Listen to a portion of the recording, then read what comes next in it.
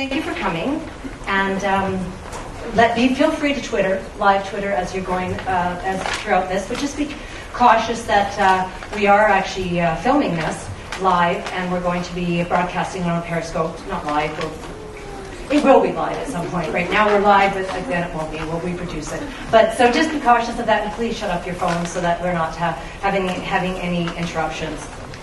But let me tell you a little bit about Every Women Foundation. It's the vision of our founder, Sophie Serafino. She's a renowned violinist. You may have seen her perform or heard her lovely music. She's amazing. She is here tonight, but she's behind the scenes, so you may get a glimpse of her, I hope. But she wanted to create an organization. She started this in Australia quite a few years ago and then brought it to Canada in 2013. Her vision is to help women come together and celebrate their successes, their stories, and themselves in a very supportive way. There's Sophie in the back right there. You can just, give her a little wave. Just want you to know who the vision is behind this amazing organization. But being that Sophie is an artist herself, and a very good one, I might say, a lot of what we do is around creative expression and helping people find their inner voice. That inner voice, as many of us know, kind of got squished at a very, very young age. I don't know when yours got squished. Mine, I have lots of horror stories, but that's for another day. So we do a lot of programs around creative expression, such as writing, songwriting, positive self-talk, teen mentoring, all kinds of different programs that we like to present to the public. We do offer some publicly, like this hosting, as well. We do some privately, like with Ronald McDonald's House and Servants Anonymous and other agencies that invite us to come and work with their clients. But beyond just women's issues, because tonight, you might ask, a few people did in fact ask me back at the table, isn't this about men? And aren't you called Every Women Foundation? And the answer is yes to both. This film that we're screening tonight is about men because, you know what? It's about all of us. It's all genders, and however you sexually interpret yourself, it's up to you. But it's about all of us to participate and to make a better world for everyone who's part of this world. And so that's what this screening is about. It's about helping men, women, boys, girls, all of us that might suffer from stereotyping, media exposure, subsequent societal restrictions that are placed upon us for someone else's imposed meaning of what does it mean to be masculine or feminine. Well, we're trying to debunk that, and we're trying to say it means what you want it to mean. It means what you can make it for yourself. So we feel these issues are urgent and they need to be addressed now, and so that's why we're hosting this event. And if you've noticed on our table at the back, there's a brief list of questions and things that you can take away and ask yourself and ask your friends and ask your colleagues and everyone, and let's provoke some conversation and some discussion because of this. It warrants more than just a screening. It warrants us thinking and talking and doing and acting. So it's very important. So now I'd like to thank, just before we get onto the film itself, and I will like to introduce our moderator as well, our MC and moderator. I'd really like to thank our partner, Recovery Acres Society. I'm not sure if you've heard of them, but they do amazing work. They're a registered charity, and they operate a men's alcohol and drug recovery center in Southwest Calgary. It's called 1835 House. Last year alone, they supported 339 men to begin their journey on recovery from alcohol and drug addictions. And over the course of their 42-year history, they have helped over 13,000 men recover from addictions. Yeah. Truly amazing and truly important.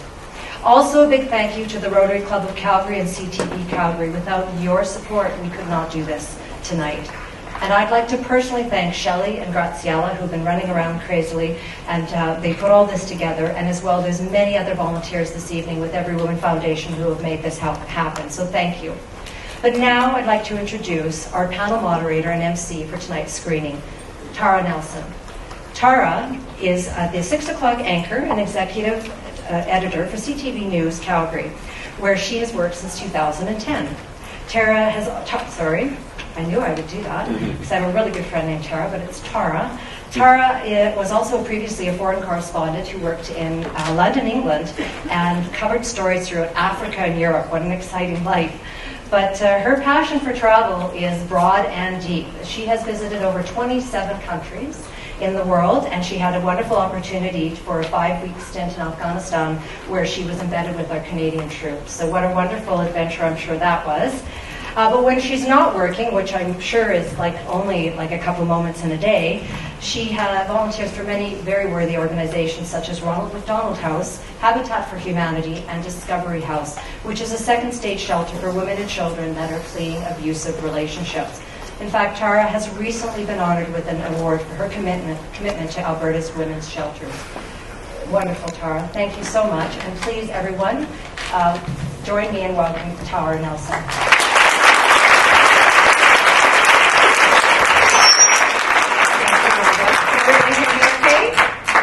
It's my pleasure to be here with you again. Certainly, CTV loves to partner with the Every Woman Foundation, and I love to be here as well. This is my third or fourth event. It's great for me for several reasons to partner with Every Woman Foundation. They always give me the cool Madonna headset, which I love. They don't let me wear this on the news. But more important than that, it's the great programming that you do in the community. It was just a couple of years ago that we had this screening as well for the documentary Misrepresentation, which, like tonight's, is a very provocative demonstration of, in that case, the limited and damaging portrayals of women in all sorts of media environments. That film's motto is, "You can't be what you can't see." And it's really a challenge to mainstream and new media just to simply do better, to stop selling that idea that the value in a woman lies in her youth and her beauty and her sexuality and not in her capacity to be a leader. So if you haven't seen that documentary, I would really recommend it. Tonight's documentary, though, is The Mask You Live In. It is by the same director, and it's also part of the Representation Project. This one follows boys and young men as they struggle to stay true to themselves in North America's, but I think I would argue the Western world's really limited and narrow definition of masculinity and what that means. The Mask You Live In ultimately illustrates how we as a society can do better in raising a healthier generation of boys and young men, and how some of the most innocent things that we might say to them can in the end turn out to be some of the most damaging. The Mask You Live In has won numerous awards, including official selection at the Sundance Film Festival in 2015. After the screening, as we mentioned, we've assembled a wonderful panel for discussion about what they're seeing and experiencing in their own lives, and also, perhaps more importantly, the what now. What can we all do to stop this perpetuation? And I think it's going to be a really great discussion. So without further ado, tonight's presentation of The Mask You Live In.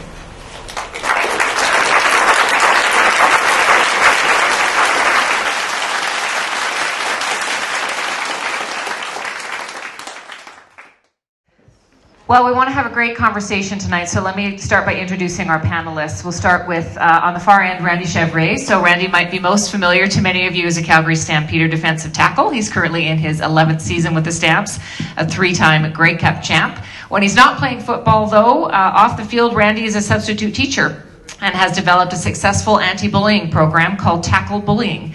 It's been delivered in many southern Alberta schools. And he's in the process of taking it across the country now, and a lot of that is talking about that it's everybody's responsibility in curbing bullying wherever it takes place. Beside Randy is Ryan Vera. Ryan is a Canadian-born professional race car driver, extreme sports athlete, and base jumper, representing Canada, the first Canadian to do so, might I add, in the 2014 FIA Formula 3 Series at Brazil. He travels internationally to base jump and skydive new sites. He also produces and films different action lifestyle media productions and is involved in various philanthropic projects. Jerry Malstead is the executive director at Recovery Acres, which is what he's doing now after a very successful 35-year business career. For many of those years, he also donated a lot of his personal time to community boards, many of which he led. He sat on the board of Recovery Acres for 12 years before becoming the executive director. And as Rhonda mentioned earlier, Recovery Acres runs a men's alcohol and drug recovery center. Dr. Patrick Keelan is a registered psychologist working in both Calgary and Cochrane. He helps clients with many issues, including depression, anxiety, addiction, self-esteem, eating disorders, and anger, many of the things that we were seeing in that documentary. He's a former instructor at Mount Royal University and a very accomplished athlete in his own right, completing 25 marathons, several triathlons, and he has a brown belt in karate. And finally, Dan Owen. Dan moved to Calgary in the 70s. He's been a stalwart of the local music scene ever since. He was a drummer in many rock and roll bar bands throughout the 80s, and you may have seen him in his current project called the Ad Hoc Band, playing in Calgary. He owns Owen Construction Limited, but is best known for spearheading OCL Studios, which is a retreat-style, multi-room recording studio that plays a really vital role in the production and support of local artists. So I'd like to pose the first question to all of you. Maybe we can start with Randy and just sort of come down the line and tell us quickly what resonated most to you in that documentary. Was there anything that made you sit back and go, whoa, I didn't think of that? Well, I've done a lot of work actually with Dr. Katz. He has a program, Mentors in Violence Prevention. And through the Stampeders, we do a lot of work with the Alberta Council of Women's Shelters to go talk to young men and boys about violence and women. And every time I see the messaging, I see it through the eyes of a parent. I got 3 young boys. And obviously I play in this hyper-masculinized sport, football, that was indicated there. And it really is that world. And I always find myself torn between how am I going to raise my boys, knowing the things I know that they will be exposed to, but knowing the way I want them to be. Whereas, I think about, how they raise boys. And there was a part where they were talking about the hugs and kisses. And I always say, like, one of our expressions in our house to my littlest guy, to my 9-year-old, is like, you're never too old for kisses. And, but in that messaging, I also see that point where it's like, is there a point where I'm doing some damage to them in society when I, release them out to the big bad world? And it's always that struggle. Even though as I give these messages to the kids, I think about that as a parent, and it kind of reinforces that it's something that I always am conscious of and always have to be conscious of, because my role as a parent is I want to bring out the best in them, but that other part of it is also I want to protect them, right? And you're always fighting that balance. Thank you. Yeah, I believe you said something interesting there. You're sending your boys out into the world, which is so conflicted and so it has like all the video games and violence and all this stuff is happening. And you teach them one thing, you send them out in the world, and they're taught that that's wrong. So it's very difficult. One thing that resonated with me quite a bit with the film, and something that I've learned on my adventures, is getting out of your head and getting in your heart. Because life is a feeling process. And these boys that you see by the end of the movie is that they're releasing their feelings. They're releasing their feelings that are created by thoughts that loop in their heads, create all these negative feelings, and they get to express them, release them. It's almost like they're free from their mind. But when you're out in society trying to put on a mask and pretend that you're somebody, you're not being who you are. You're not in touch with yourself. You have no purpose, and you begin to find that as you surround yourself with people that understand that too. And coming up as a boy and somebody young in this society, it's tough. It's tougher than when I grew up, I think, because Brandy and I were talking about before, like, we didn't have internet, really, during that time. And everything was really censored back then. Like, religion was very big. There was less freedom of thought because we weren't able to connect. And now the internet's open and we're flooded with so much, I'm going to say crap, so much crap out there, and it really influences us. But it's also a good tool to teach. We just got to get on that. But I think that we're on the right track. But yeah, that's what I took out of it so far. Okay, thank you. Jerry. Thank you, Tara. Boy, I guess what really impacted me seeing this documentary is I was able to realize when I developed a mask and how strong I was and how young I was. And the preponderance of that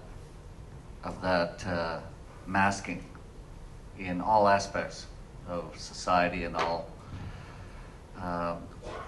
crosses all boundaries.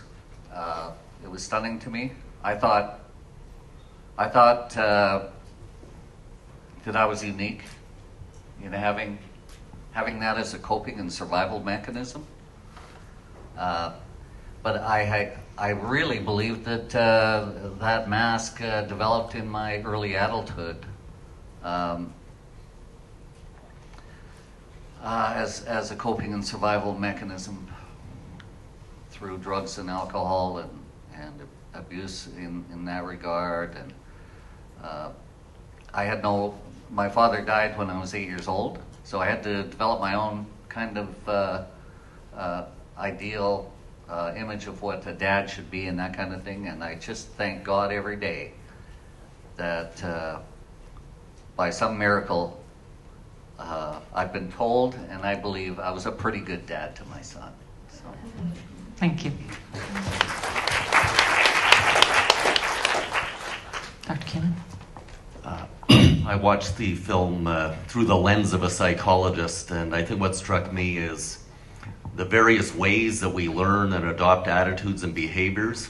I just saw so many of them coming into play as far as boys and men, and how they are bombarded with messages to adopt rigid male stereotypical behaviors, direct messaging and persuasion, observational learning, seeing admired role models displaying these dominant behaviors and these not displaying emotions, how it's inappropriate to do that, and as well the influence of the media as well, as far as how pervasive it is in terms of instilling these attitudes and behaviors. The hopeful sign that I saw is in the latter part of the film. It involved using those psychological principles, the same ones that lead us to adopt attitudes and behaviors, to come up with better attitudes and behaviors on this issue. So that was the hopeful note on which it ended for me. Thank you. Dan? I was really struck by the scenes of young boys and kind of the pack mentality. And first couple times I watched it this week, I was really taken back to grade 6, St. Vincent de Paul, go Vikings. And, and I remember vividly the coach taking us all aside and saying, "Now boys," because our language was terrible. And then we just swore. And I remember the coach saying "boys," because we had a particular word we would call each other, and it was a D-bag. And we're using that word. And the coach said, "You guys know what that is?" And yeah, what is it? We actually didn't know. But it was just kind of the pack mentality of little boys, and then it just kind of builds on it. And I just remember that vividly watching the film. Yeah, thank you. I'd like to put this to Randy and Ryan. And Randy, you kind of mentioned this a little bit. Joe Ehrman argued that there's 3 lies that every boy is taught in American society, and that's that the road to successful masculinity is achieved through athletic ability, economic success, and sexual conquest. I want to know from the two of you, were you taught that yourself growing up, either consciously or subconsciously? And how do we set new rules then for what it means to be a successful man? I believe I was fortunate that I actually wasn't taught those things growing up. I mean, you hear the messaging and you see it, but as Ryan alluded to, there was the messages that we got were not these uncontrolled bombardments of TV and internet and video games. So I didn't get a lot of that. And from my family, I mean, I grew up from an immigrant Italian family, and the messages we got is, you go to school, you work hard, you get a job, you get married. And that was kind of the messaging I got. And my football career, which is interesting, is I only started playing football at 18. So I wasn't indoctrinated into that culture from a young age. And I kind of was I airdropped into this world where I was like, what is this place? Like, I didn't understand the rules. I didn't understand the hierarchy. I mean, up until that point, I was this kid that just, played ball hockey in the street and drew comic books. And now I'm playing football. And it's almost like, even to this day, I've played 15 years professionally plus a few years university. I feel like I'm almost like an outsider observing. This is what I call it. I call it a pirate ship. And being an athlete is like being on a pirate ship. And this pirate ship sails along whether you like it or not, and it's going to stop at different places. And you could get booted off the pirate ship at any time. And they'll take another pirate and they'll put him in your job, and the pirate ship will go on. And that's really what I feel the world of being a football player is. It's like I'm on this pirate ship, and it's just sailing merrily along, this band of men, and we do our thing, and we pillage, we conquer, and we do our thing. And I've sort of managed to survive in the pirate ship and not really give up too much of myself. But in that being said, it does change you. It does change your perspectives on how you see things, what's normalized versus what's not. And a lot of times in the pirate ship, you come across issues like last year when they were talking about the Ray Rice incident in the NFL and the dialogue that was going on around that. And some of the positions, because I guess I feel like I have a normal life outside of football, whether it's through teaching or my family, some of the positions that are taken by some people is so ludicrous to think that people believe this, but it goes back to something that they allude to in the film that we use when we talk to young kids, is that man box. Like we police each other as men by saying, well, if you have an opinion that kind of gets you close to this sort of notion of femininity, well, you're a fag, you're a pussy. So you try and stay in that box. And the message is getting back to not just sexual dominance and athletic achievement, but it's like, can you fix a car? Can you drink tons of beer? Can you build a house? Can you do all these things? And if you ask every man if they could do all those things and win a gold medal and play in the Grey Cup and do all, the answer should be no. But we're all trying to be in that box, and being in the football culture and sort of in a later stage of my development, I witnessed that everyone walks around trying to be in that box, whether it's the weights they lift. Like the big secret about football is actually you don't need to lift a lot of weight to be a good football player. You don't. You got to be good at your job, which is running, tackling, and blocking. And sure, the weights help, but the first thing they do is they test you how much you bench and how fast you run. And those are still the tests. It's like this ultimate expression of masculinity, but no one says, well, how smart are you? How can you identify? Only the quarterback needs to be a smart guy.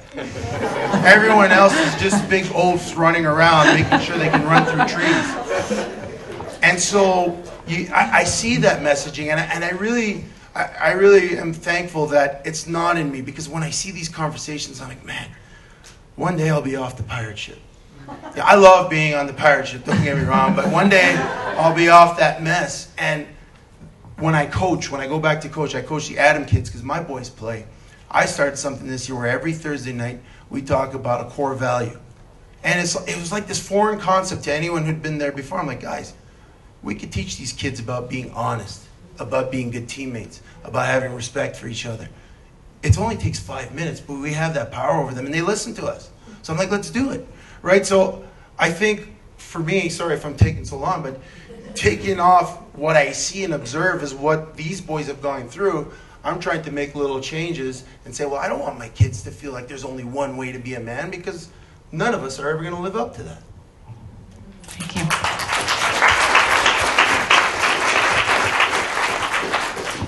I know the three things that you mentioned. If that's what people are going for success and to make them happy, the only way to get that is to wear a mask, because it's not real. Like, happiness doesn't come from living in the future. Randy mentioned, he said right now, like, which reminds me that I have to remind myself all the time, is that we're always looking for a better life in the future. Like, when we get this, we'll be happy. We're always chasing something, chasing success. The sense of self and the ego is just pushing us to get things that we can never grasp. There's always going to be something better that we want. We get a car, there's always going to be somebody better. And like Randy's talking about, for football, people think if you lift this much weights, you're good. But there's always going to be somebody that can lift a little heavier. There's always going to be somebody that can do something. And whether it's a woman, a man, or a boy, like however much effort you put into something is what you're going to get out of it. If you practice, if you study, if you put the effort in, you'll be successful at it. It's that simple. But if we're wearing a mask in society and trying to get success, like some of the movies that was shown on here, we're never going to be happy. And you see that a lot of boys you can see the misery in their face. And I can relate to that years ago, chasing success through making money or getting recognition or attaining some sort of power or influence over people, and you learn that it never makes you happy. And you can see it in the boys' faces, is that they're not happy chasing these things because their mask gets so heavy. But once they feel like what they like, whether it's cooking or acting in class or playing football. You can love playing football. Once you do something that you love and that you can be very present in, and you're not living in the future, always thinking, I'm going to gain something better once I get to this point, once I make enough money, once I do this, that's madness. Enjoy what you're doing, enjoy the journey, be present in life. You're alive, and people walk around all day up in the top of their heads, and they don't realize they got a heart beating, their lungs beating, they're alive. Life's a feeling process, and you can see once these kids start expressing their emotions, they get happier. And I mean, I believe that we're so conflicted with fixing problems because we try to fix one belief system with a new belief system that works better, instead of learning how to identify our emotions and identify our thoughts as just emotions and thoughts. It's not who we are. They wash over us like waves. Our emotions are created by our thoughts cycling around. We make ourselves miserable. So it's madness, right? So when we find and we can connect with ourselves, and we're not worried about a sense of self so much and the ego, success is what you want it to be. It could be anything. Live in the now. Okay, thank you.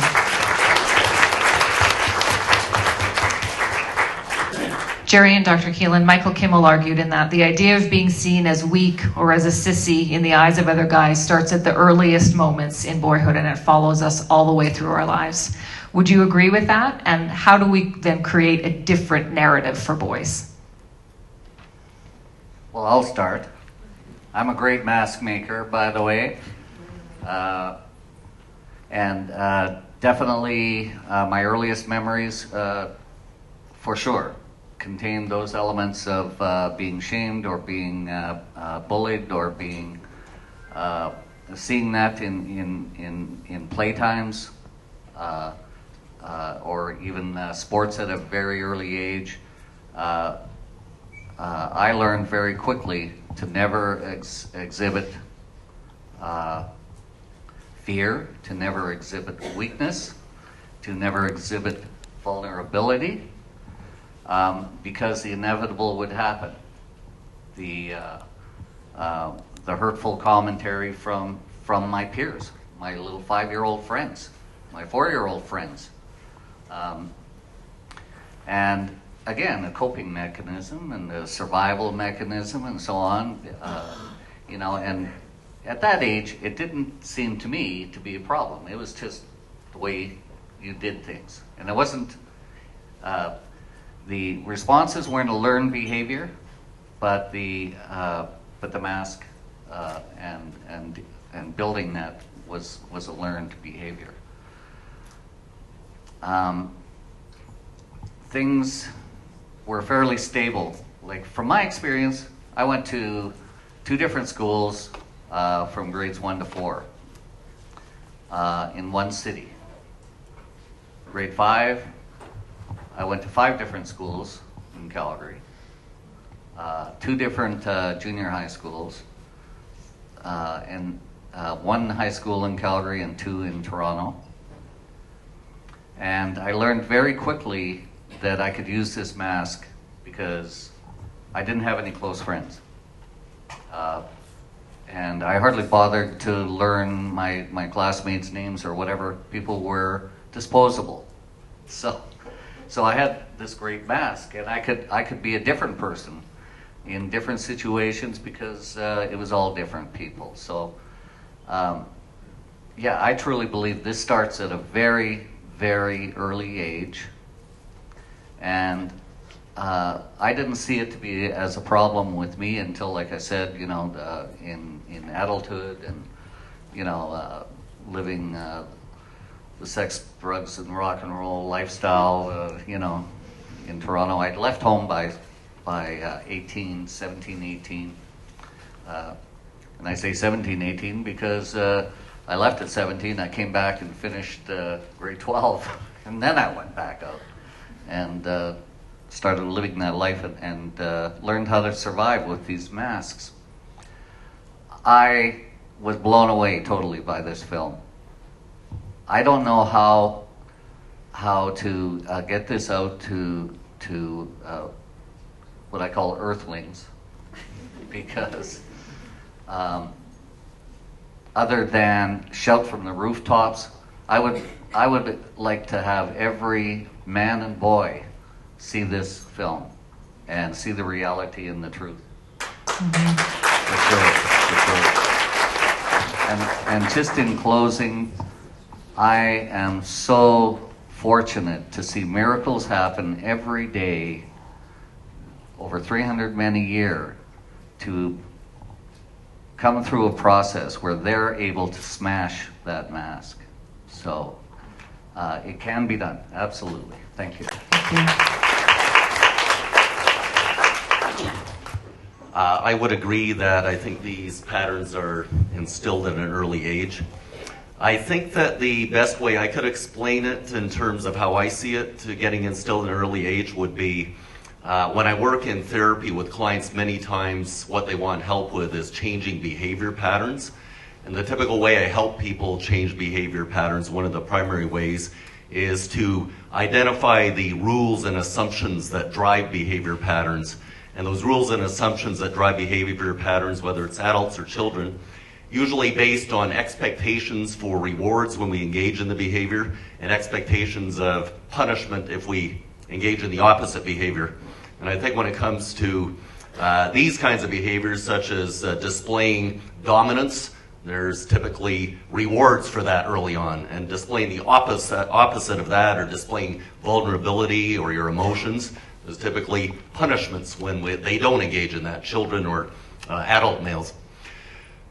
As far as changing behaviors, in terms of moving toward better behaviors in this regard, when I work with clients in therapy, it's typically offering the possibility that there may be new behaviors that could be supported by new rules and assumptions in terms of expectations for rewards and punishments. If we could find some ways to have it when boys and men express their emotions, behaved in a less dominant fashion, and they were to get rewarded for it, that would increase the likelihood that rules supporting the opposite behavior would start to come to the surface and possibly supplant the rules supporting the behaviors that were displayed in this film in a negative way. It could almost be part of curriculum. I mean, it's one thing your parents talking to you in a different way and trying to change the narrative, but then what do you do in the school ground? Well, yeah, exactly. And I would say, as far as building on that, as far as how to make that part of the curriculum, I think the education would be a big part of that. Lots of times with children, as far as when I'm working with them in therapy, to get them to adopt new behavior patterns to address whatever issue. A lot of it is role-playing it and getting them comfortable with the new behaviors, as opposed to the ones that are well-practiced and learned that they've gotten rewarded for. I think the other piece would be if we can educate the people who have influence on the children, the boys, such as teachers, parents, coaches, other kinds of role models. Those messages more likely to get instilled in them, so they'll be more comfortable trying out new behaviors. Just one of the things stood out for me I just want to mention is this behavior that we're trying to change here in terms of rigid adherence to male gender role expectations in negative ways.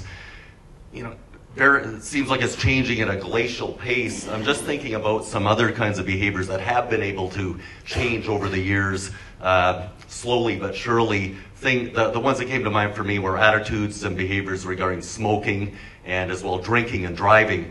And I'm thinking those have changed quite a bit over the years, the attitudes and behaviors in a favorable way. And one of the things that helped a lot with it, and I've seen that change because I'm fairly old, is just being bombarded regularly with those good messages on TV and the media in various ways, public service announcements, very vivid, compelling ones with images and messages from role models.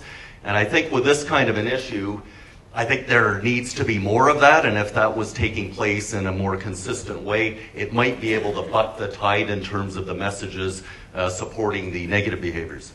Okay, thank you.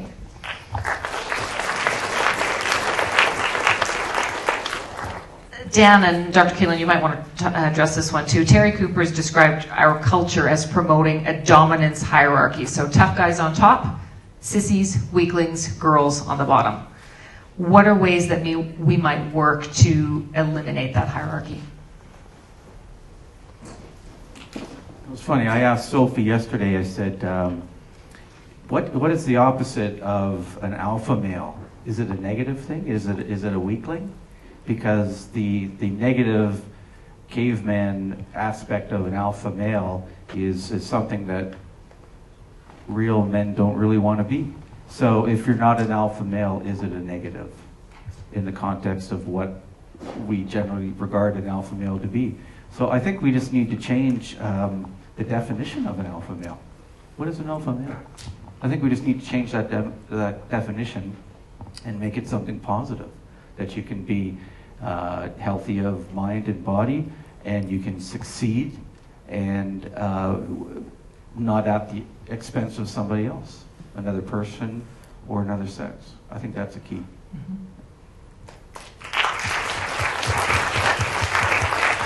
Do you want to weigh in on that, Dr. Keelan? Yeah, for sure. I mean, I would concur with those points. I mean, I think we saw that later in the film, that if the role models that you respect are men that you admire and view as confident, masculine males, that's the key thing that is important in terms of if they're displaying characteristics which depart from these negative behaviors. I think that you will allow yourself to view yourself as a confident male while not having to engage in overly dominant behaviors or not disclosing your emotions, those kinds of things. Just one other thing to add. I think that dominance hierarchies, I think if important institutions in our societies, such as the law, media, religion, politics, and government, education, if those institutions which have a big influence on people within society can themselves get away from dominance hierarchies, I think that would filter down in terms of having influence on people in society being less supportive of those dominance hierarchies. Okay, thank you. Randy, in the documentary, Jackson Katz asks that men rise to the better angels of our nature. What does that mean for you? And what does it mean for you to model healthy masculinity? And you talked a little bit about your own boys. I'm a little intrigued to know if you feel there is a responsibility, or do you feel in some ways that it's incumbent on you to try to model that in the locker room with other guys when you don't like their behavior? Well, absolutely on two fronts. Especially with my young boys and in the influence I have in the community with the kids I coach, the kids I teach, the schools that I present at. I do truly believe I have a different type of influence, more impactful and more type of catalyst for change influence with the younger minds. And I said I was a big fan of comic books growing up, and Spider-Man always says it best. If you read it, with great power comes great responsibility, and I'm keenly aware of that power. So I try with those young minds to really impart some of the things I learned and some of the things we're trying to teach. And to me, the angels of our better selves is really not really encouraging kids to, whether it's shed the mask or raise the volume on that voice inside their head that tells them to do the right thing, that tells them to step up when it's uncomfortable, to be leaders within their communities, within their households, within their teams, within their school settings, because a lot of times part of putting that mask on is muting that voice that tells you to do the right thing when it's right to do it, because it's easy to remain silent. It's easy to exist comfortably and quietly when no one's picking on you or no one's doing any harm to you. So I would say that when I'm encouraging kids that I can influence, I really try to encourage them to step up and do the right thing and be leaders. In the locker room, it is a little different. I'm dealing with men. There's two factors at play. I'm dealing with guys that are already men, that they've lived a life, and a lot of them have I'm a grown-ass man, you don't tell me what to do. But on the other hand, I'm a 40-year-old man playing a sport with 22-year-olds and 23-year-olds. I've played 5 times longer than the average career. So I mean, when I started playing football, there was no Twitter, there was no Tinder, there was none of that stuff. And now, I mean, you get off the field, and the first thing everyone does, rip out their phones, and they're on Instagram, they're on Tinder, and it's like a whole different world for me. So for me to go in and try to tell guys, hey, this is how you should be, or maybe you shouldn't think that way, I don't know if I have that type of influence. So my type of influence, or how I try to show, is to lead by example. You know, whether it's being the first to sign up for any type of programs we have as it relates to violence against women, whether it's through my anti-bullying program, whether it's through awareness campaigns when I do women's cancers, whether it's through coaching, like just to model that there will be one or two guys. And funny story, a few years ago, like 2 years ago, I was on the bench for a year. I thought everyone said my career was over, and I was on the bench, and I was like an insurance policy, and no, it's true. Like, they just kept me because there's like, well, if our guy gets hurt, you're back in. But the plan was to get away from me. So I was kind of in the locker room with a bunch of young guys, and no one really knew who I was.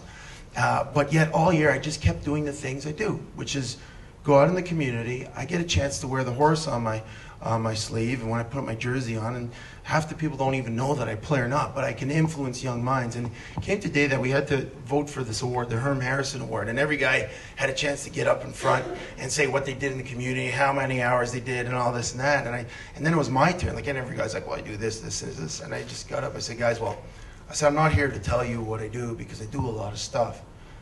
But I do it because I care, and I'm like a nobody on the roster. Like, I'm 30, most of you guys don't even know me. That's why I told them. I said, but I know when I put the jersey on, I can get in front of a group of people and have some positive influence.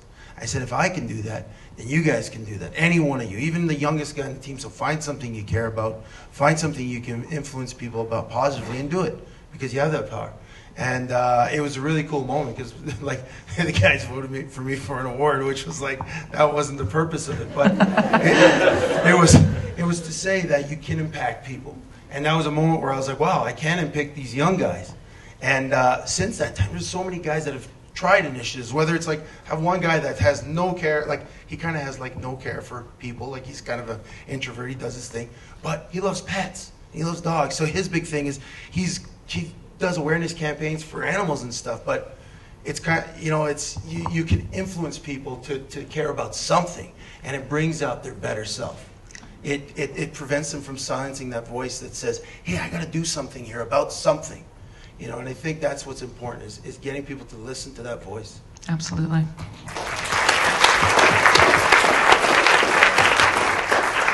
Ryan, was there anything that you learned in the film from some of the men in that film specifically that you would like to now model or apply in your own life?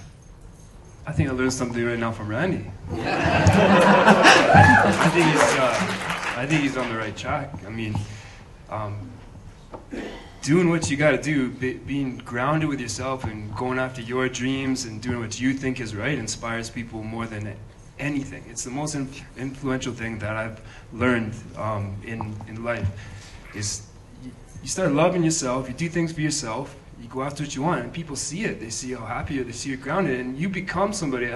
I would really love to see one of these kids on the playground and somebody come up and say something hurtful and nasty, make fun of his shirt or something, and him just be grounded and be like, oh, this guy that said this to me, this kid that said this to me must have issues going on at home, you know?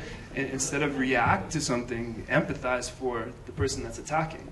And that type of energy changes the whole situation. I've seen it, and that's something I would like to see happen. And of course, I see this movie, and it inspires me to go out and keep doing what I'm doing and engage what I've learned in life. Because I mean, ever since I let go and put my priorities in different places, just to go after what I want and be free, I have people all the time contacting me and say, oh, I changed my life. I made this decision because I see that you're going after what you want and what you're doing, and you know, that's feedback from me.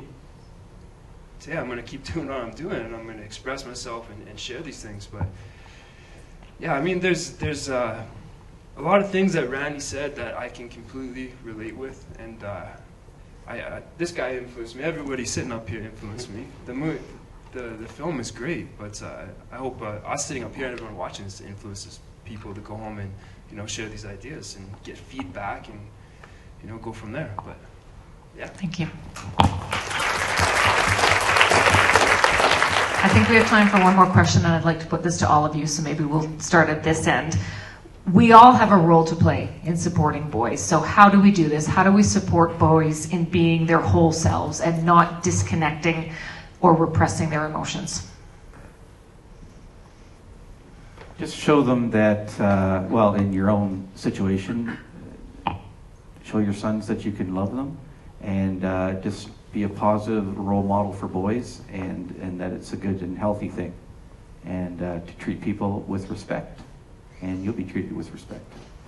Thank you.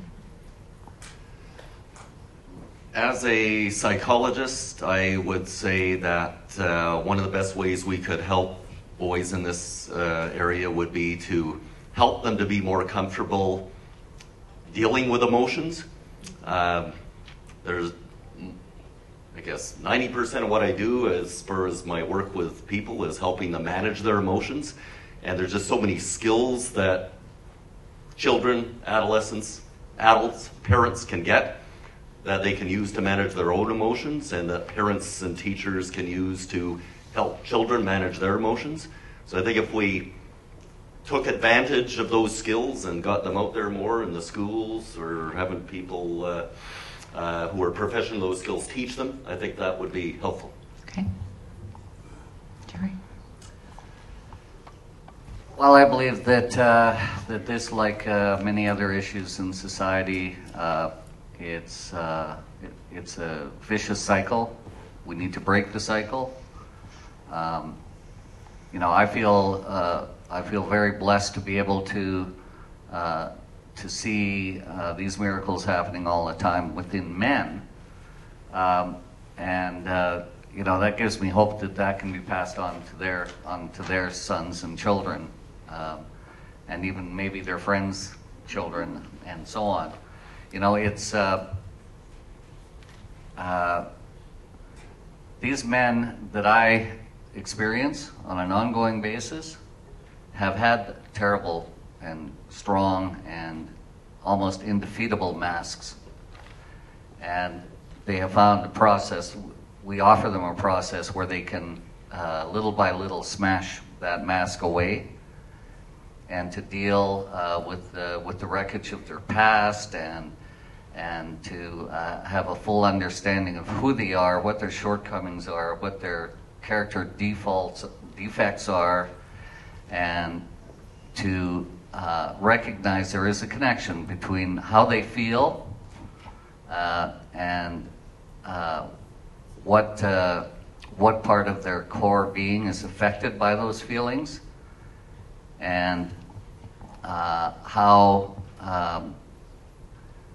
those reactions that they had made in creating this wreckage, how it has affected others, and how they can repair that damage. And I see that happening, and I know it happens worldwide amongst millions of men. So there is great hope in this, but there are so many of normal earthlings, right, that aren't exposed to those kind of tools. So this is the first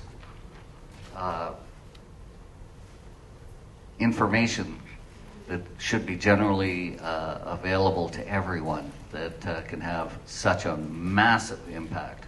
I mean, I was in tears both times I've seen it. So anyway. Thank you.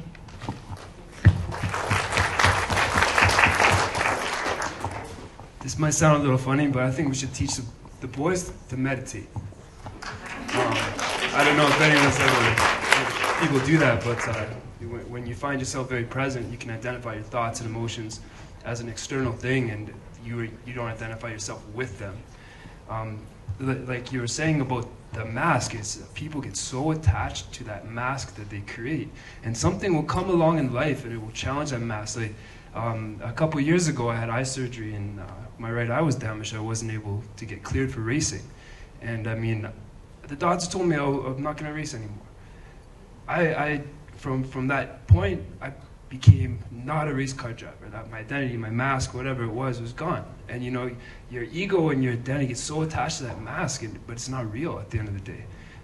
like I said, meditate. One thing I did learn when I started base jumping, extreme sports, is when you jump off a bridge or a mountain, your mind shuts off. You know, you are completely present. You know, like once you jump off, every other problem in life doesn't matter. You're present with the screaming is what's happening. That's the thing. People think it's for the adrenaline. The adrenaline's nice after, but I mean, you get up there, you have all the fears, and you jump. There's nothing else you can do. You're completely present. Like there's no anticipation of the future. There's no. You're not thinking. Well, if you think fear, I think a lot of these problems they root from fear of acceptance, fear of what people are gonna think, all this. But fear is not real. It's created by thoughts of the future, fantasies our minds create of what's gonna happen. It's no different than watching a movie about Final Fantasy or playing a video game and getting the best wizard score. That's something I make fun of. Like I do mentor some younger boys, and some of them play lots of video games. I'm like, did you get the highest wizard score? Did you get the new sword? And I kind of make fun of them doing that, but we laugh about it because it doesn't have any. It's not real. It's not life. They could be out doing so many other things, but back to being present. It's probably one of the most important things I've ever learned in life. And if we're able to teach these young boys how to connect with themselves and how to identify, like somebody cuts you off in the street driving your car, you feel so identified with that anger because you take it so personally that somebody purposely tried to cut you off on the road. You take it so personally and you're yelling, and I mean, maybe an elderly lady pulls up and she's like, I'm sorry, and that guilt runs over you, like, what am I doing? But if we're able to teach the youth about identifying their emotions and being present and not living the future and not thinking about the past, there's so much freedom to that. And I had to jump off mountains and bridges and buildings to learn that. So, I mean, it's not easy. So, don't do it. But, Just take this lesson. You don't have to jump off a mountain. Take my word for it. Thank you. I think I'd make a pretty mean cannonball if I jumped with it, a big splash. What I take from this, again, I watch this and I always view these through the eyes of a parent. I'm very mindful about my parenting, and I'm sure like everyone that's a parent in this room, every step you take, you question if you made the right step, and you hope you did the right thing when you're scolding them, when you're rewarding them, and it's the constant battle. And everyone always says, you did, when I won that award, it was like, oh, you do so much in the community. What's your favorite thing you did in the community? What's the best thing you did? And I said, well, I'm still working on it. The best thing that I'll ever do for my community is raise 3 boys that when they become men will be respectful, kind, make good decisions, do the things that I hope they would do. And Lord knows I'm not perfect, but when I watch something like this, it reinforces that constant struggle to be, to have that fight with my kid when he wants to play video games on a Saturday morning, and I'm like, no, let's do something else, or how many different ways I can deflect them from wanting to play video games or whatever it is, those negative behaviors. And watching this, it reinforces that I am fighting the good fight, and that all as parents, that if we try to instill those values in those boys, that fight is worthwhile, because those men that we hope that they will become will be the future husbands and fathers that we hope they will become. And it takes that fight. It takes that influence. It takes that messaging so that they can feel free to be. I mean, everyone wants a spouse and a dad that can empathize when times are tough, that can give you a hug, that knows when to give you a hug, when it's appropriate to give you a hug, when you need that hug. And a lot of us didn't have that. So my hope is that we can release those boys, as I said before, release those boys into society, and the more of those boys we raise, I think that's another way we can buck the trend of those influences being in our houses. Because we're going to turn off those TVs. We're going to change the radio station. We're going to talk about something else. We're going to deflect, as opposed to, well, okay, I'm so busy, you go do that, or just listen to some music. Here's an iPod, feed yourself. you know. But that's where we're living right now. We're feeding our kids crap, whether it's digitally or what the man said before, crap in, crap out. And if we're more present, if we're more involved, if we're more mindful of the things we're feeding them, they're going to change, and then that change hopefully will be exponential. That's great. Thank you. Thank you to our whole panel today. That was great. I feel the same as you. I feel walking away from this, I want everybody to see this. I want to tell my sisters. I want my nephew to watch it. I want all my friends to watch it. I just think this is so important. So thank you so much for being here tonight, sharing your thoughts. I'm going to call Rhonda back up. She has a little bit to tell us about silent auction items, and thank you again for being here.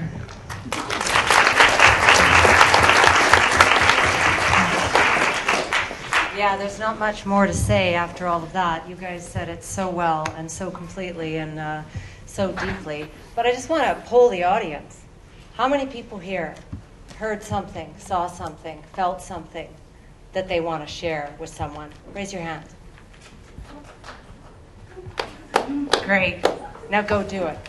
I got 2 nephews, and every time I watch this, I'm like, oh, I got to tell Mitchell this, and I got to show Bennett this, and it's like, it's true though, and it's been said over and over, we have to live it, we have to be it. And so please share in any way you can. And on the back table, the Every Woman Foundation table, there is a sheet of paper from the presentation organization, and just there's some thoughts there that you can share. But seriously, don't let it die here. Share it and be it. And I'd really like to thank and reiterate, Tara, thanking the panelists here. We have a small token of our appreciation.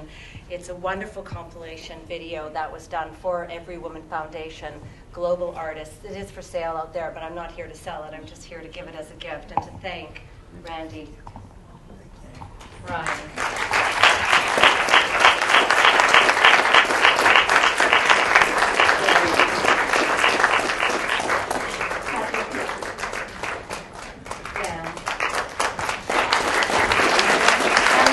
Our wonderful, wonderful MC and moderator. Thank you so much, Tara. And thank you, everyone.